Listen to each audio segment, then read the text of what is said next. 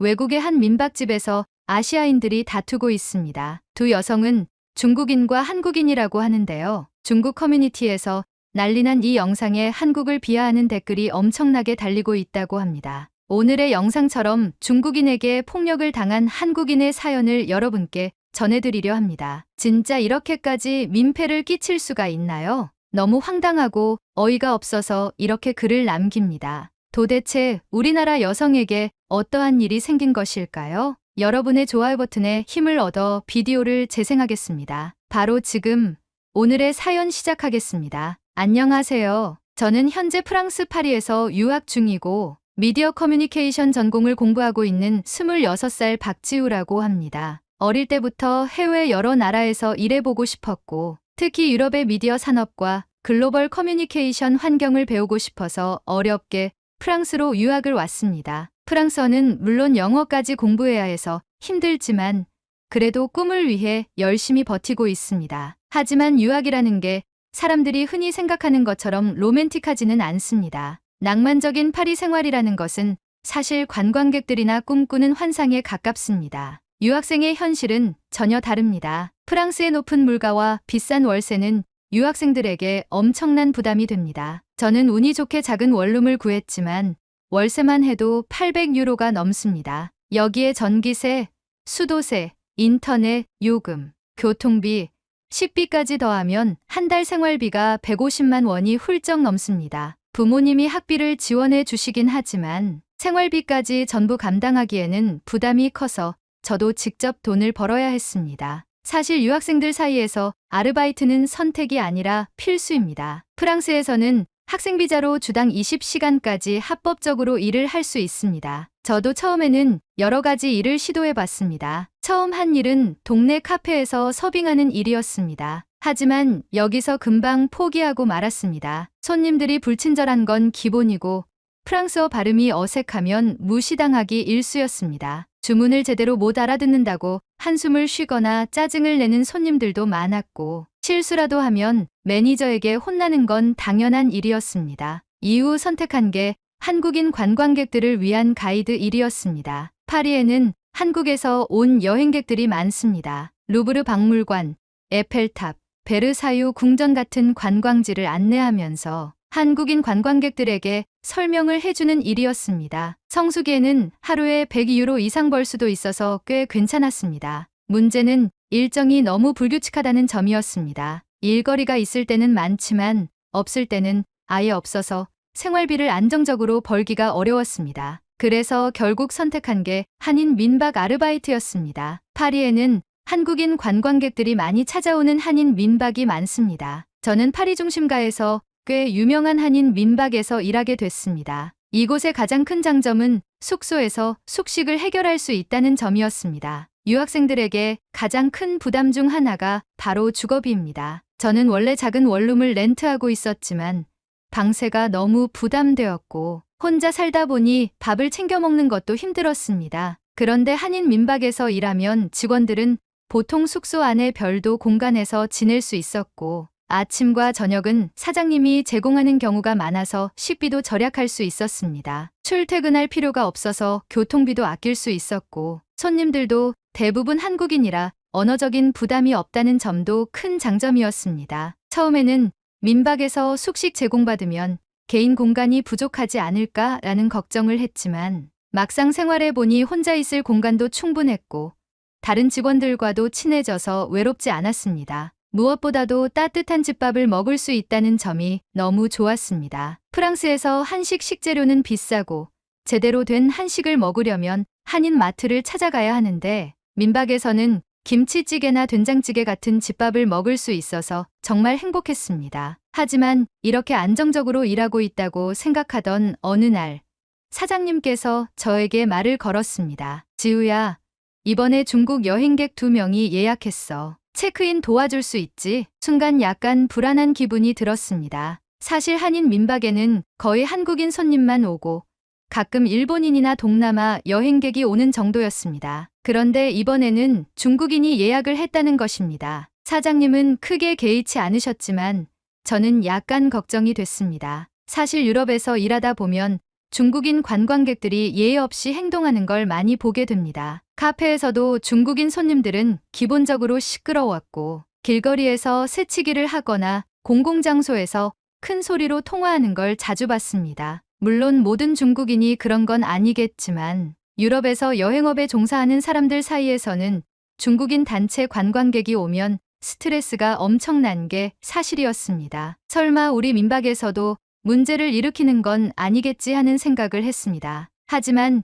그 생각이 완전히 틀렸다는 걸 깨닫는 데는 하루도 걸리지 않았습니다. 저는 최대한 긍정적으로 생각하려고 하였습니다. 모든 중국인 여행객이 문제를 일으키는 것은 아닐 것이고 사람에 따라 다를 수도 있다고 여겼습니다. 하지만 저의 걱정은 체크인 첫날부터 현실이 되었습니다. 중국인 여행객 2명은 저녁 8시쯤 도착하였습니다. 프랑스는 여름이면 해가 늦게 지지만 겨울에는 오후 5시만 되어도 어두워집니다. 이미 한인 민박의 다른 손님들도 여럿 머물고 있었고 숙소는 조용한 분위기였습니다. 저는 미리 준비해둔 체크인 서류와 방키를 들고 로비에서 그들을 맞이하였습니다. 처음 본 순간부터 불안한 느낌이 들었습니다. 두 사람 다 커다란 캐리어를 2개씩 끌고 있었는데 숙박 일수를 보니 겨우 사흘이었습니다. 짐이 너무 많다는 생각이 들었지만 여행 스타일이 사람마다 다를 수도 있으니 대수롭지 않게 넘겼습니다. 문제는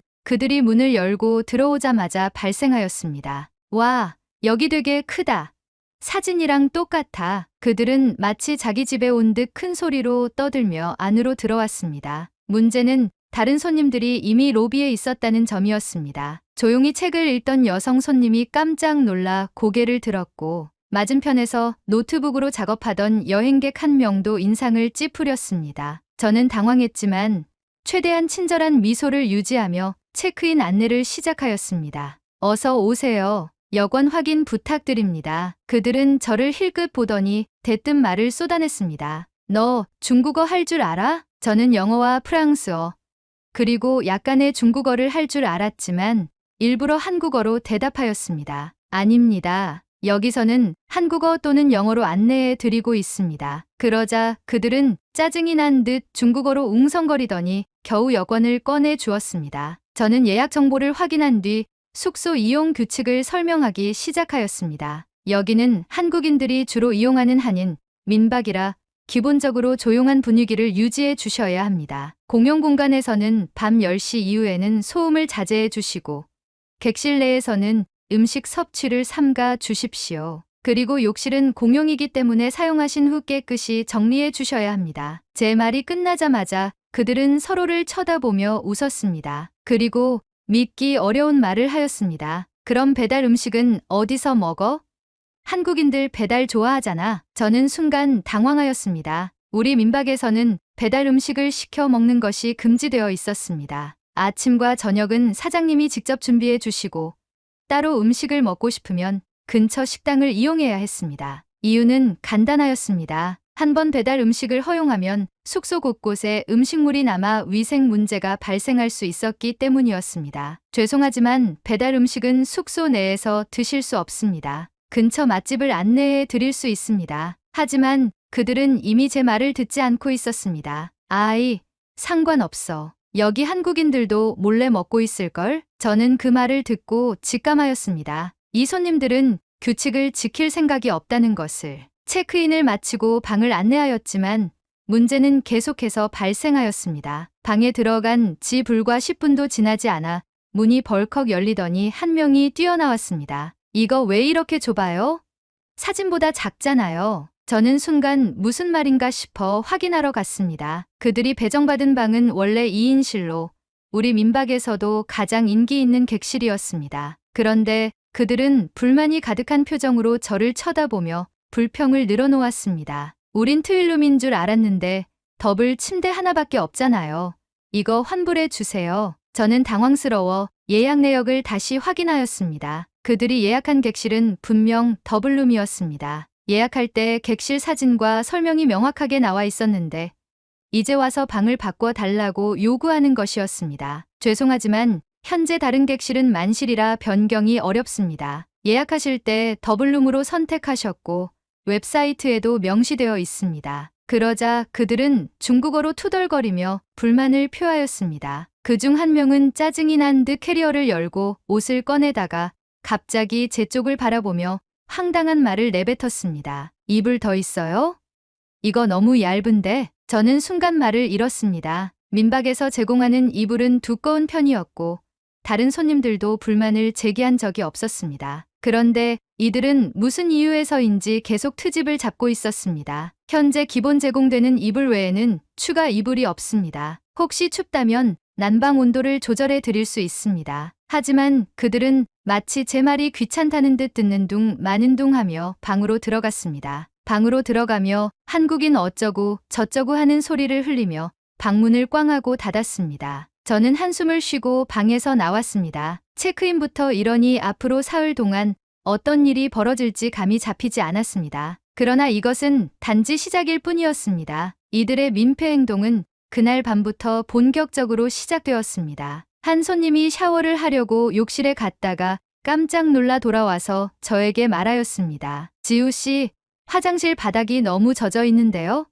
수건이라도 깔아야 할 것 같아요. 저는 곧바로 욕실을 확인하러 갔습니다. 문을 열자마자 바닥이 흠뻑 젖어 있는 게 보였습니다. 중국인 여행객들은 샤워를 하면서 문을 닫지 않고 사용한 듯 했습니다. 세면대 주변에는 물이 흘러넘쳐 있었고 슬리퍼를 신지 않으면 들어가기 어려울 정도였습니다. 저는 속으로 생각하였습니다. 이 손님들, 과연 내일까지 아무 문제 없이 넘어갈 수 있을까? 그러나 그 기대는 몇 시간 만에 완전히 무너지고 말았습니다. 다음 날 아침, 저는 평소보다 일찍 눈을 떴습니다. 사실 정확히 말하면 원치 않게 깨어나고 말았습니다. 그 이유는 간단했습니다. 전날 밤 중국인 손님들이 복도에서 시끄럽게 통화를 하며 떠들어대는 바람에 제대로 잠을 이루지 못했기 때문이었습니다. 처음에는 여행에서 돌아와 흥분된 상태라서 그럴 수도 있겠다고 생각하고 참으려고 했습니다. 하지만 새벽 2시가 넘어서도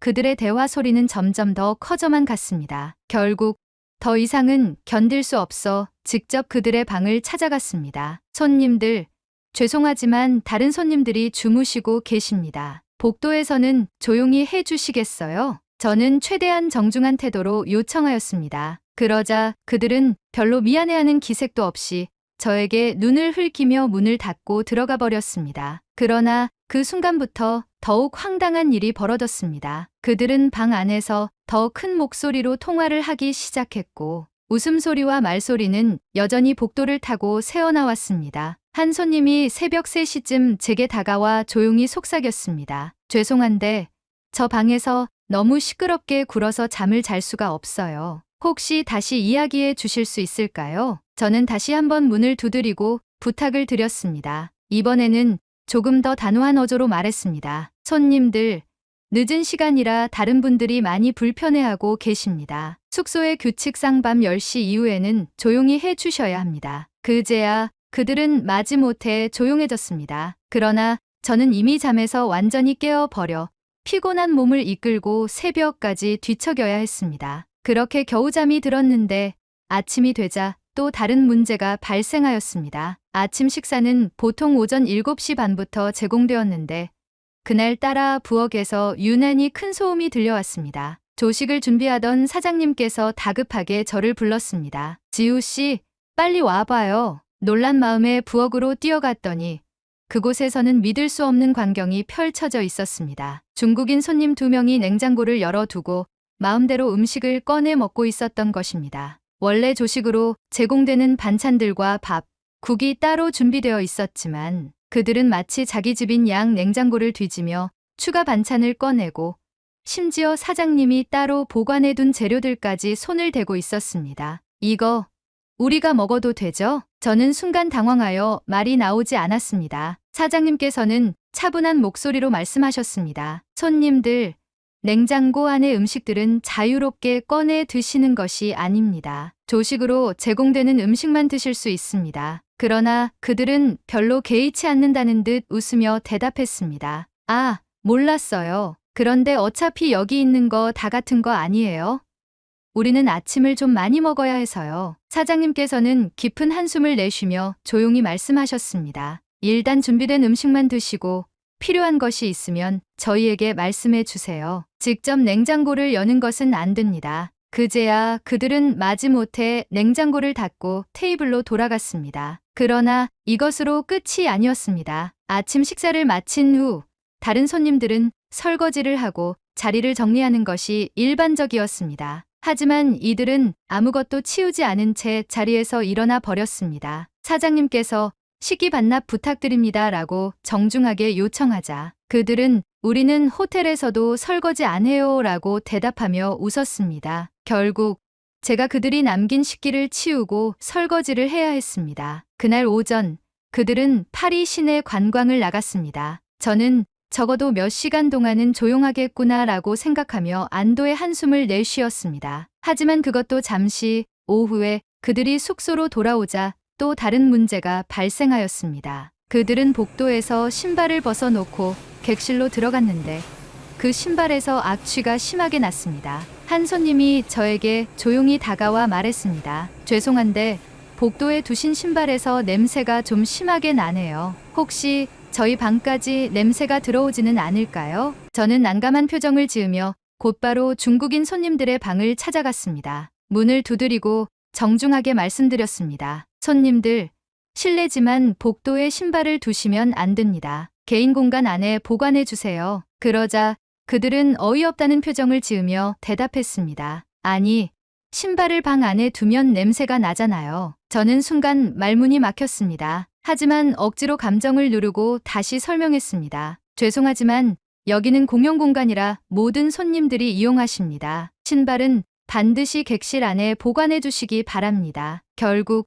그들은 마지못해 신발을 방 안으로 들여놓았습니다. 하지만 저를 바라보는 그들의 표정은 마치 이런 것도 못 참느냐는 듯했습니다. 그렇게 하루가 지나가고 저는 이미 기진맥진한 상태였습니다. 그런데 저녁이 되자 마지막으로 결정적인 사건이 터지고 말았습니다. 밤 9시쯤 저는 민박 1층에서 정리 업무를 하고 있었습니다. 그런데 갑자기 위층에서 이상한 냄새가 풍겨왔습니다. 무언가 탄 듯한 냄새였습니다. 순간 불길한 예감이 들어 급히 2층으로 올라갔습니다. 중국인 손님들의 방 문이 살짝 열려 있었고 안에서는 연기가 새어 나오고 있었습니다. 저는 당황하여 문을 두드렸습니다. 손님, 안에서 무슨 일이 있나요? 그러자 그들이 문을 열었고 방 안에서 저는 더 큰 충격을 받았습니다. 그들은 방 안에서 전기 포트로 즉석 라면을 끓이고 있었던 것이었습니다. 더 놀라운 것은 포트 안에 라면과 수프를 함께 넣고 끓이고 있었으며 물이 넘쳐 전기 코드 근처까지 흘러갔다는 점이었습니다. 그 순간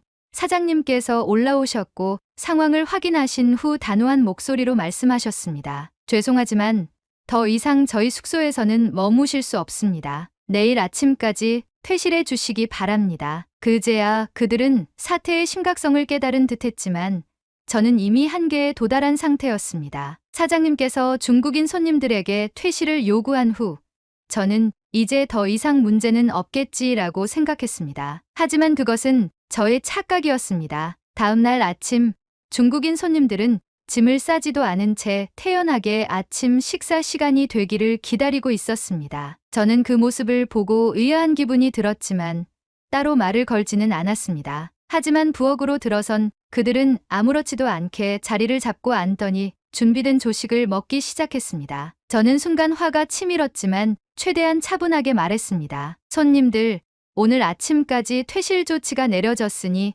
조식은 제공해 드릴 수 없고요. 퇴실해 주셔야겠습니다. 그러자 한 명이 어이없다는 듯 웃으며 대답했습니다. 우리는 돈을 냈어요. 여기에서 제공하는 서비스는 끝까지 받아야죠. 저는 황당한 표정으로 사장님을 바라보았습니다. 사장님도 어이없어 하시며 단호하게 말씀하셨습니다. 죄송하지만 더 이상 숙박이 불가능하시기 때문에 조식 이용도 어렵습니다. 다른 손님들도 계시니 이제 그만 자리에서 일어나 주십시오. 하지만 그들은 자리에서 일어날 생각조차 하지 않았습니다. 오히려 더 느긋한 태도를 취하기 시작했고 그중 한 명은 밥그릇을 든 채 저를 노려보며 말했습니다. 우리는 서비스가 엉망인 곳에서 묵었어요. 이 정도는 당연히 보상받아야 해요. 순간 저도 모르게 분노가 치밀어 올랐습니다. 저는 며칠 동안 쌓인 스트레스를 억누르지 못하고 그들에게 한 걸음 다가가 말했습니다. 도대체 언제까지 이기적인 행동을 하실 겁니까? 숙박 규정을 무시하고 민폐를 끼쳐도 모자라 이제는 퇴실 요청까지 무시하시는 건가요? 그들은 제 말을 듣고도 반성하는 기색 없이 비웃었습니다. 그리고 갑자기 한 명이 제 앞에 서서 밥그릇으로 제 몸을 툭툭 건드리며 소리치기 시작했습니다. 한국인들이 매너가 이렇게 없네? 난 손님이라고. 아침밥 가져와. 저는 더 이상 참을 수 없었습니다. 그의 손을 쳐내며 소리쳤습니다. 그만하세요. 그 순간 밥그릇이 바닥으로 떨어지며 쨍그랑 소리를 냈습니다. 바닥에는 깨진 그릇 조각이 널브러졌고 민박집 안은 정적에 휩싸였습니다. 그러자 제 앞에 섰던 중국인은 저에게 무차별 폭력을 행사하기 시작했고 저는 그것을 뿌리치기 위해 대응해야만 했습니다. 다른 숙박객들이 놀란 얼굴로 우리를 바라보았고 사장님도 당황한 기색이 역력하셨습니다. 그러나 중국인 손님들은 당황하기는커녕 오히려 저를 위협하듯 다가오며 소리를 질렀습니다. 폭력이다. 폭력 행사했어. 저는 황당해서 말문이 막혔습니다. 제가 먼저 손을 친 것은 맞지만 그들이 먼저 도발한 것이었고 저는 그들의 행동에 대응을 한 것뿐이었습니다. 하지만 그들은 마치 기다렸다는 듯 휴대전화를 꺼내 저를 촬영하기 시작했어요. 이거 찍어. 한국인이 중국인을 차별하고 무차별 폭력을 행사했다고 경찰에 신고할 거야. 그들은 서로 중국어로 빠르게 대화를 나누더니 이내 휴대전화를 들고 경찰에 신고하겠다고 소리를 질렀습니다. 중국 대사관에도 연락하자. 여기 한국인은 우리를 차별하고 폭력을 행사했어.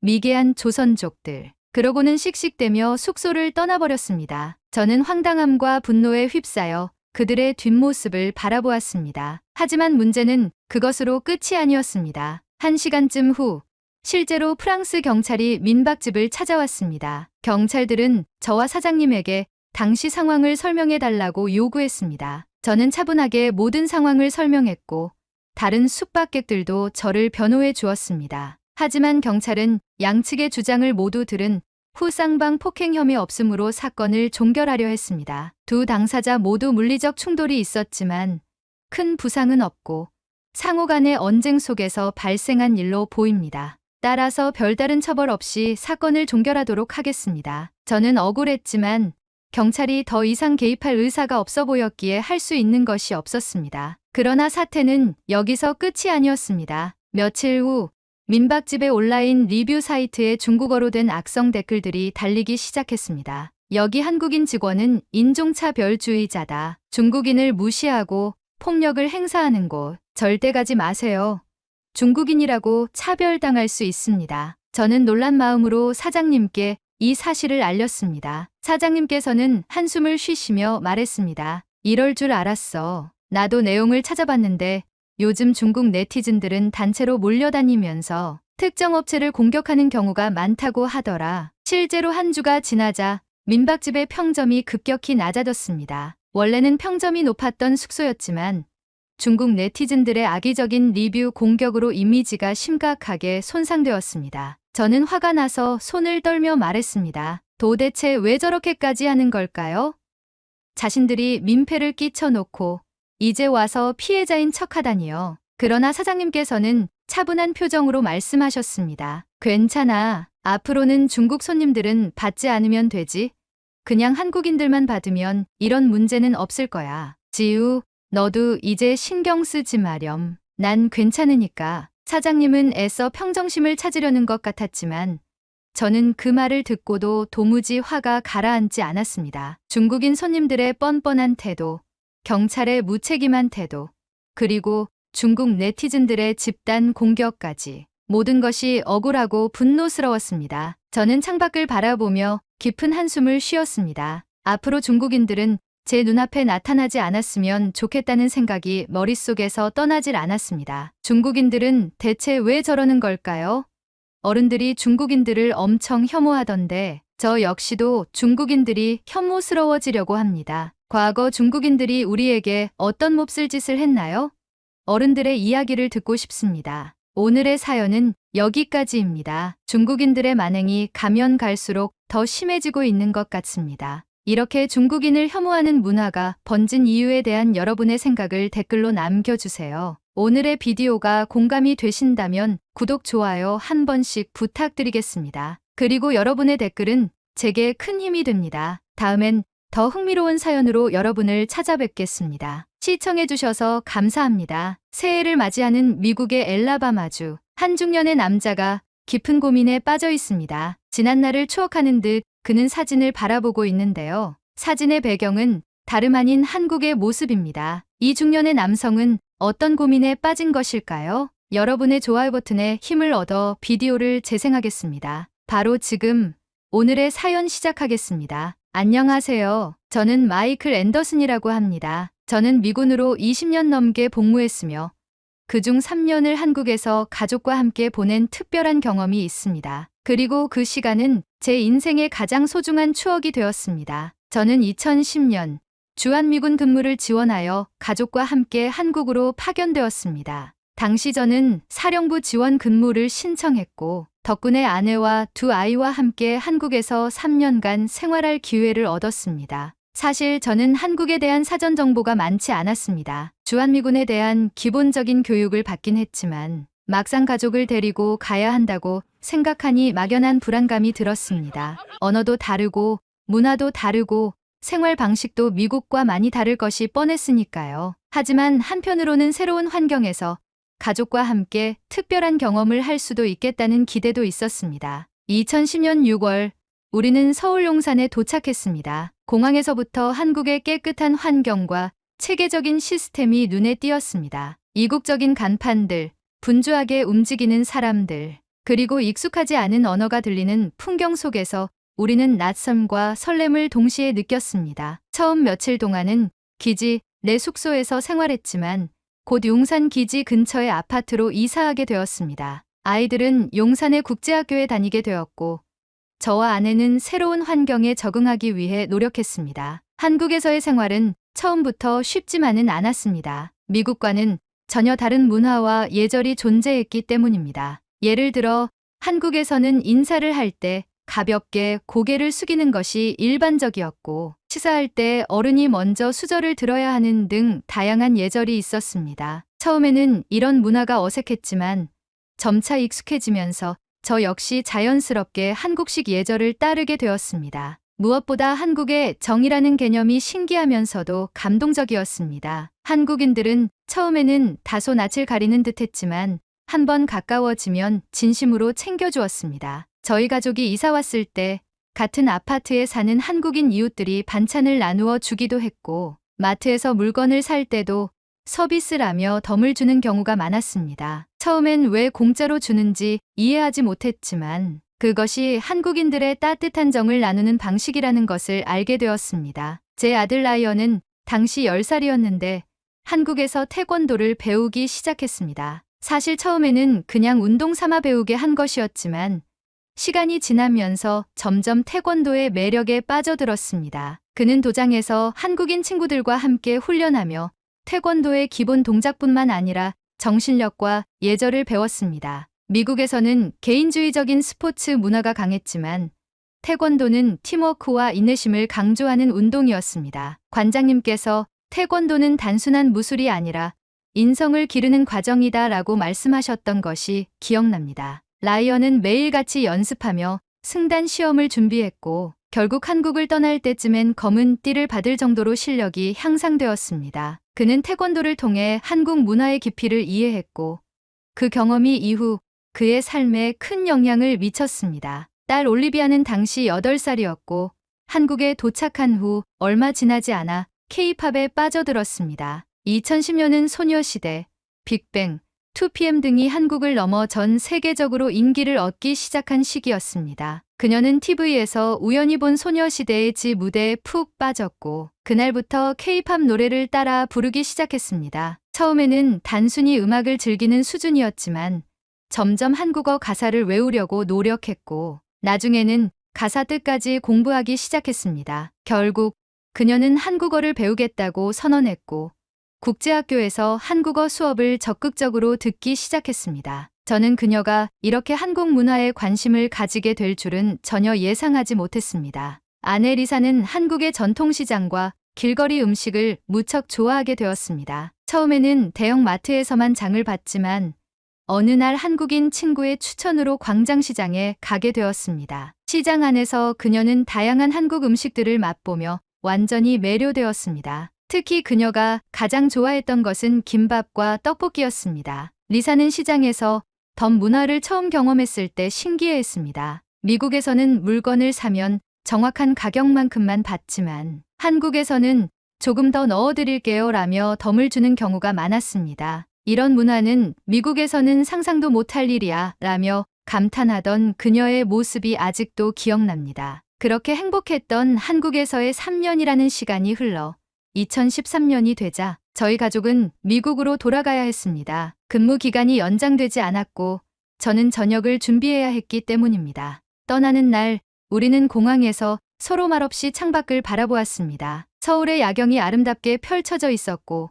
그 순간 저는 문득 이런 생각이 들었습니다. 언젠가 다시 돌아올 수 있을까? 한국에서 보낸 시간은 단순한 해외 근무가 아니었습니다. 그것은 저희 가족에게 제2의 고향을 만들어준 시간이었습니다. 하지만 그때는 몰랐습니다. 그 질문이 결국 현실이 될 줄은요. 2013년 여름 저희 가족은 3년간의 한국 생활을 마치고 다시 미국으로 돌아왔습니다. 한국에서의 시간은 단순한 해외 근무가 아니라 우리 가족의 삶에 큰 변화를 가져온 소중한 경험이었습니다. 하지만 현실적으로 저는 저녁을 준비해야 했고 아이들은 미국에서 학업을 이어가야 했기에 다시 익숙한 환경으로 돌아와야 했습니다. 처음 미국에 돌아왔을 때 우리는 다시 일상에 적응해야 했습니다. 하지만 한국에서의 기억은 우리 가족 모두의 가슴속 깊이 남아 있었습니다. 한국에서 태권도를 배우며 성장했던 아들 라이언, K-팝과 한국 문화를 사랑했던 딸 올리비아, 그리고 한국 시장과 음식을 누구보다 사랑했던 아내 리사.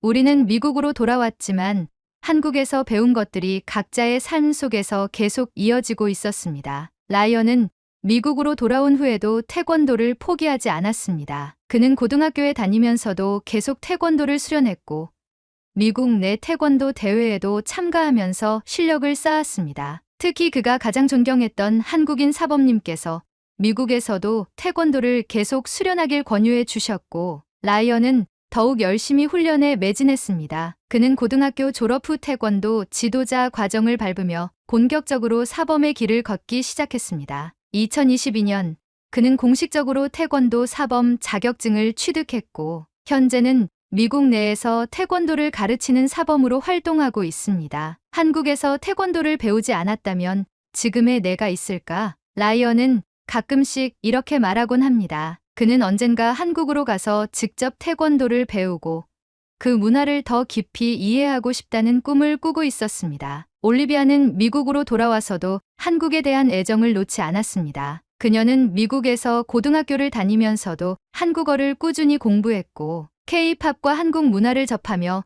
점점 한국에서 살아보고 싶다는 꿈을 키웠습니다. 2020년 올리비아는 대학에 입학하며 국제경영학을 전공했습니다. 그리고 대학교 2학년이 되었을 때 그녀는 유학 프로그램을 통해 한국에서 공부하겠다는 결심을 했습니다. 아빠, 엄마, 저는 한국에서 공부하고 싶어요. 한국에서 직접 경험을 쌓고 싶어요. 아내와 저는 처음에는 걱정이 앞섰지만 올리비아가 정말 한국을 사랑하고 있다는 것을 알고 있었기에 그녀의 결정을 존중하기로 했습니다. 2022년 올리비아는 한국으로 유학을 떠났습니다. 올리비아는 한국에서 대학을 다니면서도 단순히 학업만 하는 것이 아니라 적극적으로 한국 사회에 적응해 나갔습니다. 특히 그녀는 대학교 댄스 동아리에 가입하여 K-팝 스타일의 춤을 배우고 한국 친구들과 어울리며 점점 한국인처럼 생활하게 되었습니다. 한국 생활이 익숙해지면서 그녀는 자연스럽게 한국에서의 취업을 고려하기 시작했습니다. 그리고 졸업을 앞두고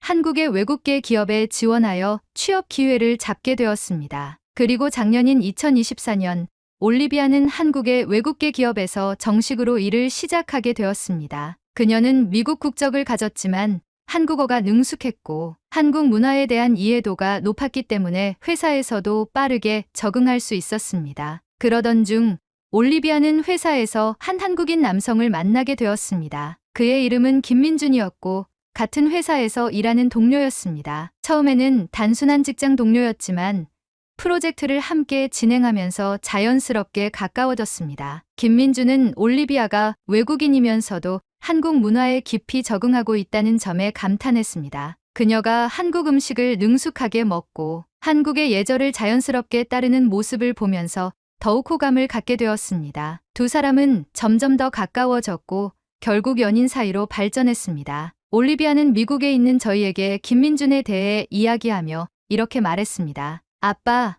엄마, 저 정말 행복해요. 민준 오빠랑 있으면 한국이 더 따뜻하게 느껴져요. 우리는 그녀가 행복하다면 기쁜 일이지만 한편으로는 그녀가 완전히 한국에서 정착하는 것이 아닐까 하는 생각에 마음이 복잡해졌습니다. 그리고 우려했던 일이 터지고야 말았습니다. 2025년 새해를 맞이하여 올리비아는 미국을 찾아왔습니다. 하지만 이번에는 혼자가 아니었습니다. 그녀의 옆에는 단정한 정장을 입은 한국인 청년이 서 있었습니다. 아빠, 엄마 소개할 사람이 있어요. 김민주는 긴장한 표정이었지만 정중하게 인사하며 자신을 소개했습니다. 안녕하세요. 저는 김민준이라고 합니다. 올리비아와 함께 미래를 함께하고 싶어 이렇게 찾아뵙게 되었습니다. 그 순간 저와 아내는 말없이 서로를 바라보았습니다. 우리는 이미 올리비아가 한국을 사랑하고 있다는 것을 알고 있었지만 이제 그녀의 미래가 완전히 한국에 있다는 것을 실감하게 되었습니다. 올리비아는 조심스럽게 말을 이었습니다. 아빠,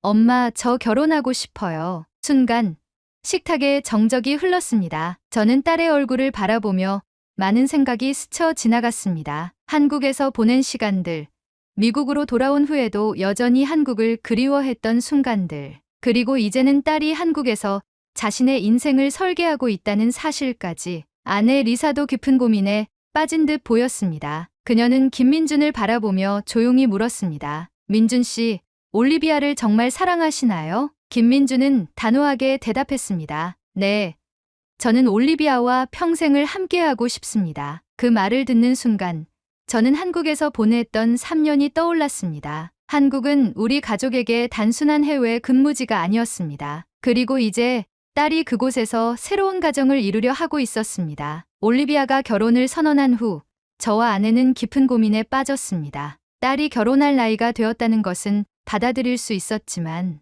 그녀가 한국에서 완전히 정착하며 살아가겠다는 결심을 했다는 점에서 여러 가지 생각이 들었습니다. 아내 리사도 쉽게 말을 꺼내지 못했습니다. 아들 라이언 역시 조용히 대화를 듣고 있었지만 그의 표정에서도 복잡한 감정이 느껴졌습니다. 올리비아는 저희를 차분히 바라보며 다시 한번 말했습니다. 아빠, 엄마, 저는 한국에서 계속 살고 싶어요. 이제는 한국이 제 집 같아요. 그녀의 말에는 확신이 담겨 있었습니다. 저는 딸이 이렇게까지 단호한 태도를 보일 줄 예상하지 못했습니다. 올리비아, 내가 한국을 좋아한다는 것은 알고 있지만 정말로 평생 한국에서 살아갈 생각이니? 네, 아빠, 저는 한국에서 생활하는 것이 편하고 제 직장과 친구들, 그리고 민준 오빠까지 제 모든 삶이 한국에 있어요. 저는 깊은 한숨을 내쉬며 김민준 씨를 바라보았습니다. 그는 긴장한 듯 보였지만 흔들림 없는 눈빛으로 저를 마주했습니다. 김민준 씨, 네,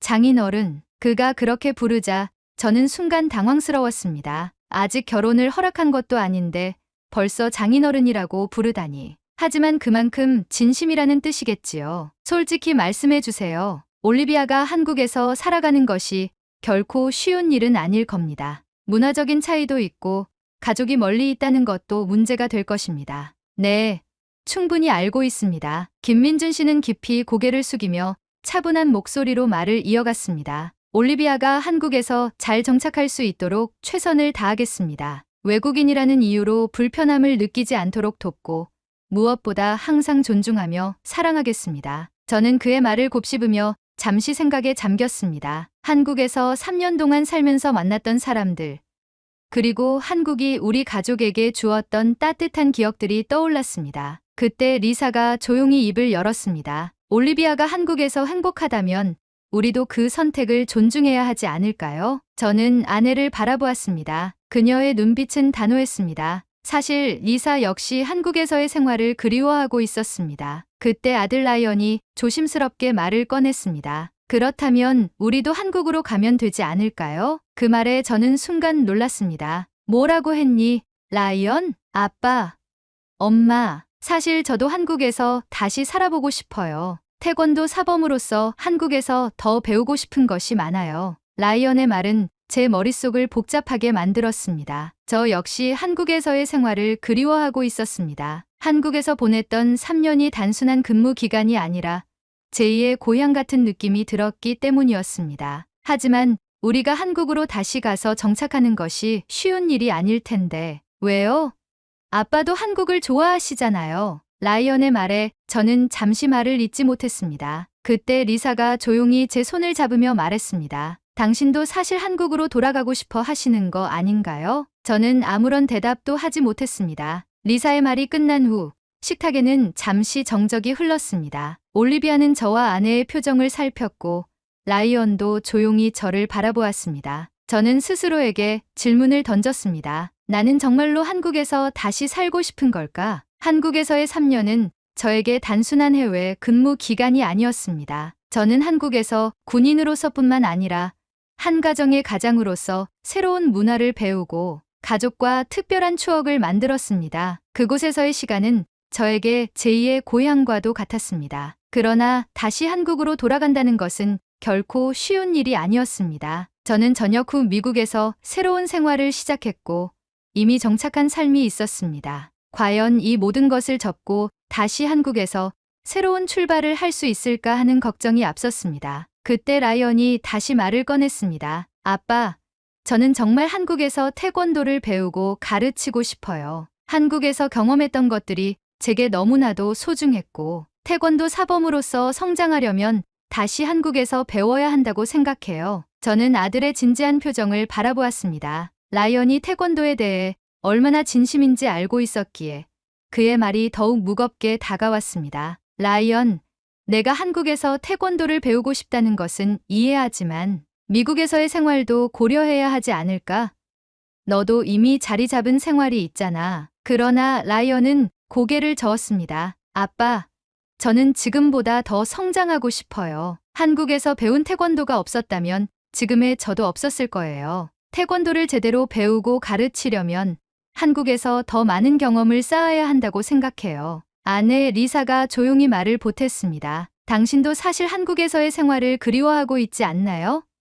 저도 가끔 한국에서의 시간이 떠올라요. 시장에서 떡볶이를 사 먹고 이웃들과 인사를 나누던 일상이 그리워요. 한국에서 살았던 3년 동안 저는 정말 편안했어요. 그 말을 듣자 저 역시 한국에서의 추억이 떠올랐습니다. 편리한 대중교통, 친절했던 이웃들, 그리고 한국 특유의 따뜻한 정서가 생각났습니다. 그렇다고 우리가 무작정 한국으로 갈 수는 없잖아. 미국에서의 생활도 고려해야 하고 현실적인 문제도 많아. 그러자 올리비아가 조심스럽게 입을 열었습니다. 아빠, 엄마, 사실 저는 결혼하고 나면 한국에서 오래 살게 될 거예요. 미국에 오더라도 자주 올 수는 없을 거예요. 그렇다면 우리 가족이 다 같이 한국에서 지내면 어떨까요? 제가 한국에 혼자 사는 것보다 훨씬 든든할 것 같아요. 그 순간 저는 깨달았습니다. 올리비아는 단순히 결혼을 하겠다는 것이 아니라 한국에서의 삶을 완전히 계획하고 있었습니다. 그녀에게 한국은 이제 더 이상 외국이 아니라 자신의 삶이 자리 잡힌 곳이었습니다. 그럼 우리도 한국에서 새로운 삶을 시작하는 것이 맞을까? 저는 조용히 질문을 던졌고 아내와 라이언은 서로를 바라보았습니다. 우리 다시 한국으로 가요, 아빠. 라이언의 말이 끝나자 리사도 미소를 지으며 고개를 끄덕였습니다. 그래요. 우리 다시 한국에서 살아봐요. 그렇게 우리의 결정은 내려졌습니다. 우리는 미국에서의 생활을 정리하고 다시 한국으로 돌아가기로 했습니다. 결정을 내린 후 우리는 본격적으로 한국 정착을 준비하기 시작했습니다. 저는 한국에서 퇴역 군인을 위한 일자리를 알아보았고 다행히 주한미군 관련 직종에서 일할 기회를 얻을 수 있었습니다. 아내 리사는 한국에서 다시 생활할 생각에 설레어하며 한국어 공부를 시작했습니다. 라이언은 이미 한국에 있는 태권도 도장과 연락을 주고받으며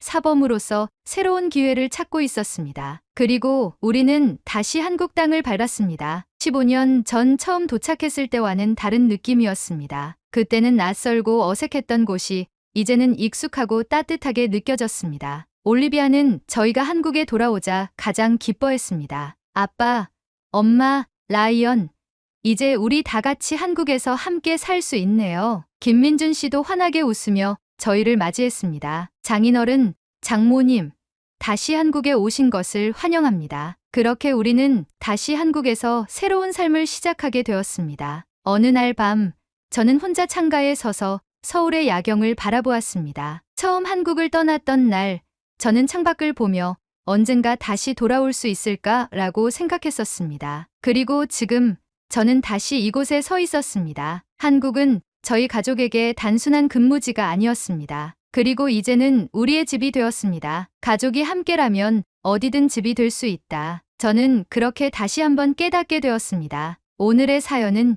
여기까지입니다. 한국의 안보를 위해 주둔하는 주한미군들에게 한국에 대한 향수가 대단한 것 같습니다. 주한미군에 대한 여러분의 생각을 댓글로 남겨주세요. 오늘의 비디오가 공감이 되신다면 구독, 좋아요 한 번씩 부탁드리겠습니다. 그리고 여러분의 댓글은 제게 큰 힘이 됩니다. 다음엔 더 흥미로운 사연으로 여러분을 찾아뵙겠습니다. 시청해주셔서 감사합니다.